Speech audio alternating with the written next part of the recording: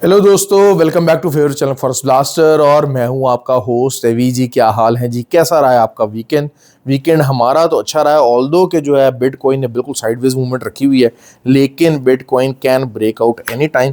और ब्रेकआउट का जो मंडे के लिए आपको लेवल बताना चाह रहा हूँ वो यही है कि आपको 94,500 के नीचे का आपको एसएल रखना है, और ऊपर 96,700 देन 98,000 ये आपके टीपीज हो सकते हैं। ये तो हो गई एक बात। दूसरा जो है वो बहुत ज़्यादा वॉलेटिलिटी नहीं थी। बेसिकली यही है कि आप समझ लीजिए कि जो प्रॉपर और फुल फ्लेज फंक्शनिंग जो है ना होने वाली है, वो होने वाली है मंडे को।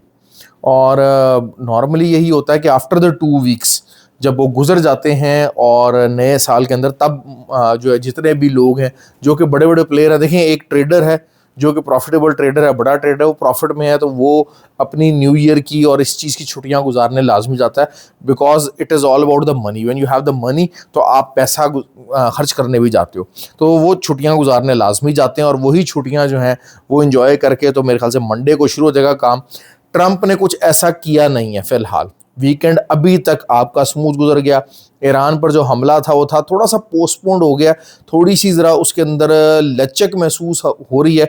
उसकी वजह यही है कि जो है वो दे हैव इंटेल जो है थोड़ा सा बंद हो गया। सबसे पहला उसमें यह हुआ है कि जो स्टारलिंक है वो ईरान ने ब्लॉक कर दिया। ये एक बहुत मेजर रीज़न है कि जिसकी वजह से अब अमेरिका चाहे एग्जाम्पलरी करे, चाहे जो मर्जी करे, हमला करेगा ज़रूर कुछ ना कुछ। क्यों? लेकिन असल चीज़ क्या होती है कि इसराइल इज़ इन पोजिशन कि, क्योंकि देखें जो है ईरान है उनका जोर किसी और पे नहीं चल रहा। उन्होंने घूम के मिसाइल मारना है इसराइल पे, and Israel know that they can penetrate. तो ये तो हो ही बात। दूसरी आप गोल्ड की तरफ आ जाते हैं।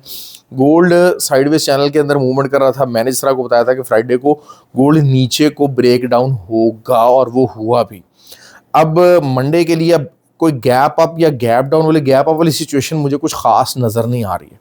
मैं आपको सच में बता दूं बात, चाहे सिल्वर है चाहे गोल्ड है, कोई बहुत मेजर न्यूज़ ऐसी नहीं है, लेकिन people are getting so bullish. तो हमने बुल साइड इसको देखना है। बुल साइड के अंदर जो पहली सपोर्ट रहेगी वो 4980 की है, 4580 के अगर ऊपर ऊपर गोल्ड रहता है। चार्ट आपके सामने, ऑल्दो के जो है मैं ज़रा कुछ चार्ट को यूज़ नहीं करता, लेकिन ये आपको जो लोग, हमारा जो फ्री व्हाट्सएप ग्रुप है उसके अंदर मैं ज़रूर टीएस शेयर करता हूँ, और बेसिकली रीज़न बताई जाती है कि जी आपको कैसे जो है वो इस जो है वो ट्रेडिंग पैटर्न को यूज़ करना है। क्योंकि learning is always the key. मैं हमेशा से कोशिश करता हूँ कि ज़्यादा से ज़्यादा लोग उसको लर्न कर सकें, चीज़ों को सीख सकें। हमारा जो फ्री व्हाट्सएप ग्रुप है, व्हाट्सएप नंबर नीचे वीडियो का डिस्क्रिप्शन में दिया है, आप ज्वाइन कर सकते हैं।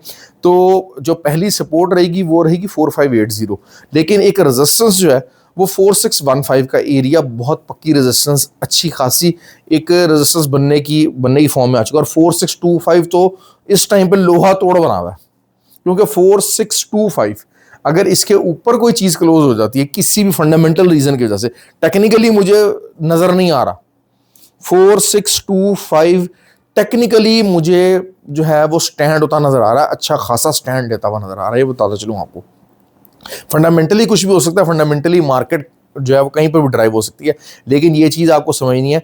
और टेक्निकल साइड को मैं देखता हूं तो वही चीज़ है कि जो मैंने आपको बात की थी कि H4 का चैनल बहुत ज़्यादा लंबा चल चुका है, बहुत ज़्यादा लंबा चल चुका है, और उस लंबे चैनल की वजह से मार्केट के नीचे आने का टाइम हो गया, रिट्रेसमेंट लेने का टाइम हो गया। फर्स्ट ट्राई ली है 4550 की, क्योंकि 4580 मुझे टूटता हुआ नज़र आ रहा है।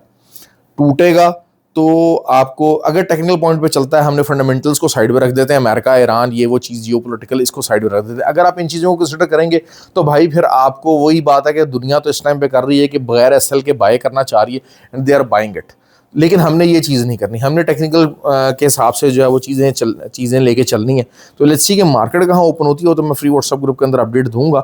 लेकिन यही बात है कि इस टाइम के ऊपर मार्केट का जो साइडवेज चैनल बहुत लंबा चल गया, लिक्विडिटी ग्रैब नीचे से हुआ है। 4580 का लिक्विडिटी ग्रैब नीचे से आया है, लेकिन कोई इतना ह्यूज नहीं आया। असल चीज़ यही थी कि अगर बहुत लिक्विडिटी इधर पड़ी होती ना नीचे, तो फिर ये दोबारा से 4625 क्रॉस कर जाता, वो नहीं कर सका। तो दिस मीन्स कि liquidity is on the bit on the lower side. तो मार्केट बहरहाल जो है ना वो 4602 से लेके 455055 यहाँ तक जो है ना मार्केट गोल्ड की रह सकती है। मैं उसके ऊपर प्रीडोमिनेंट हूँ। इधर बात करते हैं जी सिल्वर की। सिल्वर का जो है वो एसएल है 91.03 के ऊपर का रहेगा। बहुत सारे लोग सिल्वर पर ट्रेड नहीं करते, घबराते हैं, डरते हैं, फिजिकल में लेना पसंद करते हैं, लेकिन भाई silver is the bread and butter now. आजकल जो कमाई हो रही है वो सिल्वर के ऊपर हो रही है। क्यों? क्योंकि मैं वॉलेटाइल पेयर की तरफ भागता हूँ। ये जो बिल्कुल बचगानापन है ना कि आप नॉन वॉलेटाइल पेयर की तरफ भागें, क्यों? क्योंकि हमें लंबे पिप्स चाहिए। देखिए हमारी कोशिश क्या है, 60-70 पिप्स का, 80 पिप्स का अगर एसएल है तो हमारा टीपी1 200 पिप्स का होना चाहिए। This is what our prime requirement, prime demand is. और उसी डिमांड को हमें जो इस टाइम पे आजकल जो फुलफिल कर रहा है वो सिल्वर बहुत अच्छा कर रहा है। सिल्वर का चार्ट भी जो है वो बदल गया कि गोल्ड का साइडवेज चार्ट है। ये आप देखें गोल्ड का ये छोटे टाइम फ्रेम के अंदर है, ये पूरा साइडवेज मूवमेंट ही आपके सामने, पूरी टोटली साइडवेज। इंशाल्लाह किसी दिन, क्योंकि देखें एकेडमी के अंदर और ग्रुप के अंदर तो चार्ट दिखाते रहते हैं, तो आई डोंट नो यार, सिखाने सुखाने वाली बातें कुछ भी नहीं है, जिसने सीखना ना, क्योंकि लर्निंग एक कॉन्टिन्यूस प्रोसेस है। दूसरा नीचे की अगर हम बात करते हैं तो 87.7 सिल्वर की एक तगड़ी सपोर्ट है। 87.70 एक तगड़ी सपोर्ट है। और सपोर्ट कैसे बनती है? एक दफ़ा यहाँ से मार्केट उठी है, दूसरी दफ़ा आएगी, दूसरी दफ़ा उठती है, होता है सेकंड टाइम जो है ना ज़्यादा उठ जाए। और यही बात जो है मैं दोबारा करता हूँ कि गोल्ड की 45505 यहाँ पर अगर आती है मार्केट, तब हम बाय लेने की इन पोजीशन होंगे और ज़्यादा तगड़ी बाय भी आ सकती है। तो इन चीज़ों को सामने रखते हुए चार्ट को खोलें, चीज़ों करें। बीटीसी की ट्रेड मैंने आपको ऑलरेडी बता दिया कि जी बीटीसी क्या कर रहा है। ऑयल सप्लाई वाइज नीचे ही है, ऑयल इकोनॉमिक प्रेशर वाइज नीचे ही है, उसमें कोई तूफान नहीं आया हुआ। डेनमार्क, ग्रीनलैंड की लोग बात कर रहे हैं, भाई ग्रीनलैंड में 12,000 सोल्जर हैं।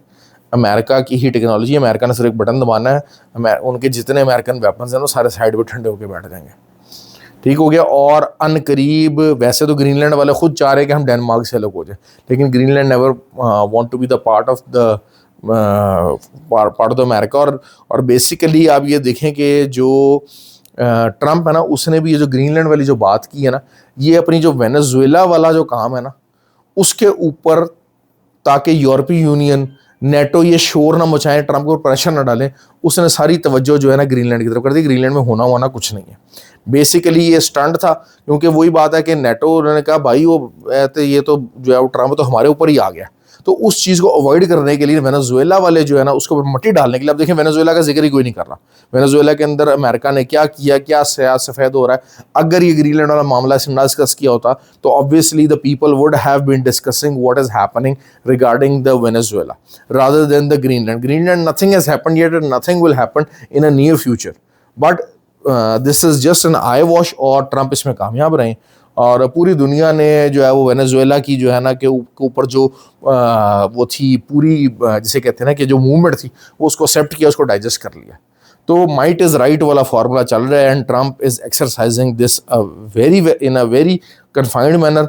बहरहाल गोल्ड सिल्वर में इस टाइम पे जब तक ये हाई नहीं टूटता, 4625 नहीं टूटता, gold is on the bearish side. और सिल्वर जो है, मैं वैसे ही सिल्वर जो है वो उस टाइम पे थोड़ा सा बेरिश रहना चाह रहा हूँ सिल्वर के ऊपर, क्योंकि मेरे हिसाब से कम 10-15% की करेक्शन यहाँ पर रिक्वायर्ड है।